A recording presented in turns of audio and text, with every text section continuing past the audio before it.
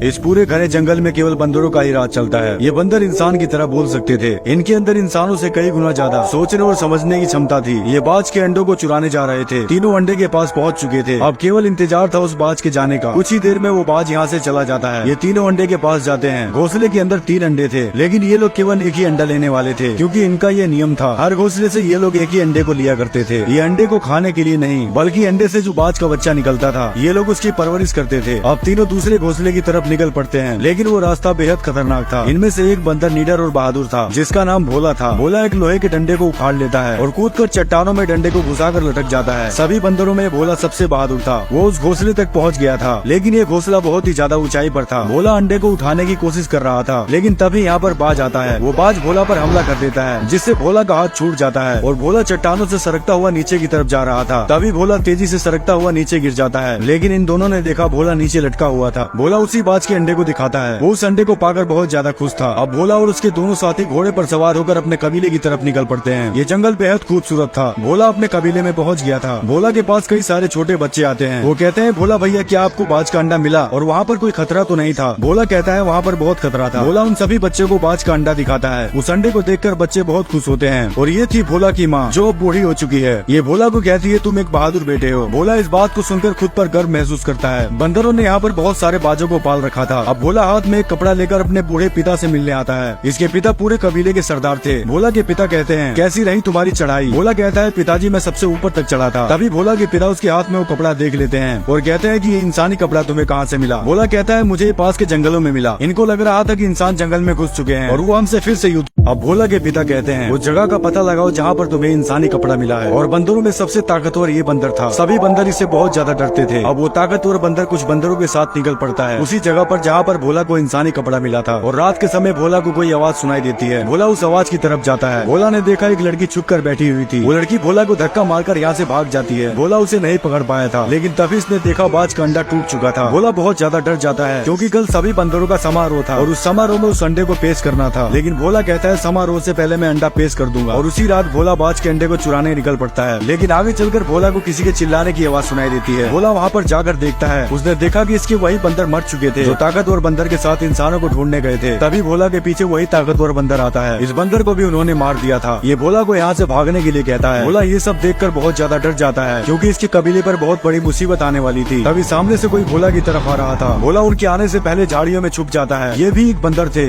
दया नाम की कोई चीज नहीं थी। भोला उनको छुपकर देख रहा था। ये सभी बंदर उसी लड़की को ढूंढ रहे थे। बंदर यहाँ से जाने ही वाले थे, लेकिन तभी वो भोला के घोड़े को देख लेते हैं और उसे करंट का झटका देते हैं। घोड़ा अपने कबीले की तरफ भागता है। बंदर उसी घोड़े का पीछा करने लगते हैं। भोला ये सब देखकर बहुत ज्यादा डर जाता है और दूसरे रास्ते से अपने कबीले की तरफ भागता है। लेकिन भोला ने कबीले के पास पहुंचकर देखा, उसका कबीला पूरी तरह से तबाह हो चुका था। उन बंदरों ने भोला की बस्ती को आग लगा दी थी और सभी बंदरों को मार रहे थे। भोला अकेला कुछ भी नहीं कर सकता था। उन्होंने बहुत से बंदरों को बंदी बना लिया था। भोला अपने बंदरों को छुड़ाने लगता है, लेकिन तभी वो उसको करंट का झटका देते हैं। तभी एक बंदर उसे पीछे से पकड़ लेता है और कहता है, भोला तुम अपने पिता के पास जाओ। भोला भागकर अपने पिता के पास जाने लगता है, लेकिन दुश्मन बंदरों का सरदार भोला को देख लेता है। भोला अपने पिता के पास पहुंच गया था। वो सभी बाजों को आजाद करने लगता है, लेकिन तभी वो दुश्मन बंदरों का सरदार यहाँ पर आ जाता है। अब वो दुश्मन बंदरों का सरदार भोला के पिता के सामने था। भोला के पिता भी अपने कबीले के सरदार थे। वो बंदर भोला के पिता से कहता है, झुकाओ अपने सर को। लेकिन भोला के पिता उसका मुकाबला करने के लिए डंडा उठाकर उस पर हमला करते हैं। वो बंदर भोला के पिता को मार गिराता है। भोला ये सब देखकर बेचैन हो जाता है और मारने के लिए कोई चीज ढूंढने लगता है। ये बंदर भोला के पिता को करंट दे रहा था। तभी भोला पीछे से लकड़ी खींचकर मारता है, लेकिन ये बंदर बहुत ताकतवर था। ये भोला को पकड़ने लगता है। भोला उछल उछल कर भाग रहा था। तभी भोला एक लोहे के एंगल पर लटक जाता है। बंदर उसे करंट का झटका देता है, जिससे भोला नीचे गिर जाता है। वो जालिम भोला की छाती पर चढ़कर उसे दबा रहा था। तभी भोला के पिता उस बंदर को पकड़कर कूद जाते हैं, लेकिन वो बंदर भोला के पिता को लगातार मारता जा रहा था। भोला गुस्से से उसके ऊपर कूद जाता है, लेकिन वो बंदर भोला को उठाकर फेंक देता है। भोला एक रस्सी को पकड़कर लटक जाता है। भोला अपने पिता को अपने सामने ही मरते हुए देख रहा था। तभी वो बंदर भोला को नीचे गिरा देता है। अब सुबह भोला को होश आता है, लेकिन भोला का पूरा कबीला तबाह हो चुका था। भोला ने अपने पिता को भी खो दिया था। ये अपने पिता के पास बैठकर रोने लगता है और अपने पिता को दफना देता है और कहता है, पिताजी मैं वचन देता हूँ, उस बंदरों के लीडर को ऐसी मौत दूंगा कि उसकी आत्मा तक कांप जाएगी। भोला के अंदर अपने पिता का बदला लेने का भूत सवार था। एक नजर अपने कबीले की तरफ देखकर निकल पड़ता है, उस रास्ते पर जिस रास्ते पर इसकी जान को खतरा भी हो सकता था। लेकिन भोला के पास अब खोने के लिए कुछ भी नहीं था। लेकिन जंगल में अचानक अचानक भोला जमीन के नीचे गिरने लगता है। वो पेड़ों की बेलों में फंसता हुआ नीचे गिर जाता है और तभी एक बूढ़ा बंदर भोला को पकड़ लेता है। बूढ़ा बंदर कहता है, तुम कौन हो? क्या तुम भी उन्हीं बंदरों में से हो जो नकाब लगाते हैं? भोला कहता है कि मैं उन बंदरों में से नहीं हूँ। उन बंदरों ने मेरे पिता को मार डाला और मेरे कबीले के सभी बंदरों को बंदी बनाकर ले गए। ये बंदर एक दयालु बंदर था और कहता है कि मैंने भी तुम्हारी तरह अपने परिवार को खो दिया है। मेरा नाम साका है। अब भोला के साथ एक और बंदर हो चुका था। दोनों इस लड़ाई को अपने दम पर लड़ने वाले थे। अब दोनों यहाँ से निकल पड़ते हैं। रात के समय भोला को वही इंसानी लड़की दिखाई देती है जो लड़की भोला के कबीले में छुपी थी। बूढ़ा बंदर बताता है कि इंसान पूरी तरह से बंदरों की तरह हो चुके हैं। उनका दिमाग बिल्कुल भी। अब भोला और बूढ़ा बंदर दोनों एक साथ थे। वो लड़की भी इनके साथ थी। तभी इनको जंगल में इंसान दिखाई देते हैं जो बंदरों की तरह पानी पी रहे थे। इंसान अपनी याददाश्त भूल चुके थे। इस समय केवल बंदर बुद्धिमान थे। तभी भोला बूढ़े बंदर से कहता है, मुझे अब चलना होगा। मुझे मेरे कबीले के बंदरों को ढूंढना है। भोला अलविदा लेकर यहाँ से चला जाता है। अब बूढ़ा बंदर लड़की से कहता है, वो इंसान बिल्कुल तुम्हारी तरह ही दिखाई देते हैं। क्या तुम उनके साथ रहना चाहोगी? लेकिन लड़की भोला को यहाँ से जाते देख बहुत ज्यादा दुखी थी। तभी यहाँ पर कोई आवाज सुनाई देती है। सभी बहुत ज्यादा घबरा गए थे। भोला भी उस आवाज को सुनकर रुक जाता है। यहाँ पर वही नकाब वाले बंदर आ चुके थे। सभी इंसान डर कर यहाँ से भागने लगते हैं। इंसान पूरी तरह से डरपोक हो चुके थे। ये सभी बंदर इंसानों को पकड़ रहे थे। इंसानों पर राज करने वाले ये ताकतवर बंदर थे। भोला दूर से ये सब देख रहा था। बहुत से इंसानों को पकड़ लिया गया था। अब हरामी बंदरों का सरदार उसी लड़की के पीछे भागता है। लड़की भागकर एक झाड़ी में छुप जाती है। सभी नकाब वाले बंदर उस लड़की को ढूंढ रहे थे। तभी लड़की को सामने भोला दिखाई देता है और लड़की खड़ी होकर भोला को पुकारती है। लड़की भागकर भोला की तरफ जा रही थी। भोला घोड़े पर सवार होकर लड़की की तरफ आ रहा था और पीछे वो बंदरों का सरदार पड़ा था। लड़की उछलकर भोला को पकड़ लेती है। हरामी बंदर ने भी लड़की को पकड़ लिया था। भोला उस बंदर को लात मारकर नीचे गिरा देता है। भोला ने लड़की को बचा लिया था लेकिन दूसरा बंदर भोला पर हमला करने लगता है। तभी भोला का दोस्त सामने से आता है और उस बंदर को डंडा मारकर नीचे गिरा देता है। लेकिन ये हरामी बंदरों को एक चुनौती थी। इस लड़ाई में भोला के साथ अब 3 लोग थे लेकिन भोला को उन बंदरों का ठिकाना नहीं पता था जहाँ पर भोला के कबीले के बंदरों को रखा गया था। ये लड़की बताती है कि मैं उस ठिकाने को जानती हूँ। अब ये तीनों उस ठिकाने की तरफ निकल पड़ते हैं। तीनों एक लकड़ी के पुल से होकर जा रहे थे लेकिन ये इलाका हरामी बंदरों का था। वो हरामी बंदर पुल के नीचे आ चुके थे। इन तीनों को उसके बारे में अंदाजा भी नहीं था। तभी सामने से वही हरामी बंदर आता है। भोला घबरा जाता है और दोनों को पीछे भागने के लिए कहता है लेकिन पीछे भी एक बंदर खड़ा था। ये तीनों यहाँ पर अब फंस चुके थे। तभी एक बंदर पीछे से भोला को पकड़ लेता है। बूढ़ा बंदर भोला को बचाने के लिए उसकी तरफ जाता है लेकिन तभी इस लड़की को दूसरा बंदर पकड़ लेता है। लड़की खुद को छुड़ाने के लिए बंदर को पानी में धक्का मार देती है। लड़की ने जाल को पकड़ रखा था। बूढ़ा बंदर लड़की को बचाने की कोशिश कर रहा था और भोला उस बंदर से लड़ाई कर रहा था लेकिन भोला उस बंदर से हार गया था। तभी बूढ़ा बंदर लड़की को बचाने के चक्कर में फंस जाता है। अब बूढ़ा बंदर लड़की को बचा लेता है लेकिन वो खुद ही फंस गया था। भोला भी उसे नहीं बचा सकता था। हरामी बंदरों का लीडर जाल को चाकू से काट देता है। भोला ने अपने एक और साथी को खो दिया था। अब भोला और लड़की को पकड़कर अपने कबीले लेकर जा रहे थे। भोला को एक मौका मिल चुका था अपने कबीले के साथियों से मिलने का। भोला हरामी बंदरों के कबीले में पहुंच गया था लेकिन यहाँ पर बहुत सारे बंदर थे। लड़की को भोला से अलग कर दिया जाता है। ये एक तरह से कैद खाना था। यहाँ सभी बंदरों को गुलाम बना रखा था। उनसे काम करवाया जा रहा था। ये जगह समुद्र के बीचों बीच थी। भोला अपने कबीले के बंदरों को ढूंढ रहा था। तभी भोला की दोस्त भोला को देख लेती है। दोनों इतने दिनों बाद मिलकर बहुत खुश होते हैं। भोला उससे अपनी माँ के बारे में पूछता है। भोला की दोस्त भोला को उसकी माँ से मिलवाने लेकर जा रही थी। तभी भोला अपनी माँ को देखता है और भागकर गले से लग जाता है। भोला ने भले ही अपने पिता को खो दिया था लेकिन भोला की माँ अभी जिंदा थी। अब कुछ बंदर जोर जोर से घंटे को बजा रहे थे क्योंकि इन हरामी बंदरों का सबसे बड़ा सरदार यहाँ पधारने वाला था। वो बहुत ही फुर्तीला था और सभी बंदरों से ताकतवर था जिसका नाम अजगर था। अजगर ने अपनी पूरी सेना खड़ी कर रखी थी। अब हरामी बंदरों का सरदार एक बंकर के बारे में बताता है जिसका दरवाजा बहुत ही ज्यादा मजबूत था। इन सभी को लग रहा था कि उसके अंदर कुछ ऐसी चीजें हो सकती है जिससे सभी बंदर विकास की सीढ़ी तक पहुंच सकते हैं। अब सभी बंदर जोर जोर से दरवाजे को खींचने लगते हैं। बंदरों के साथ साथ घोड़े भी जोर लगा रहे थे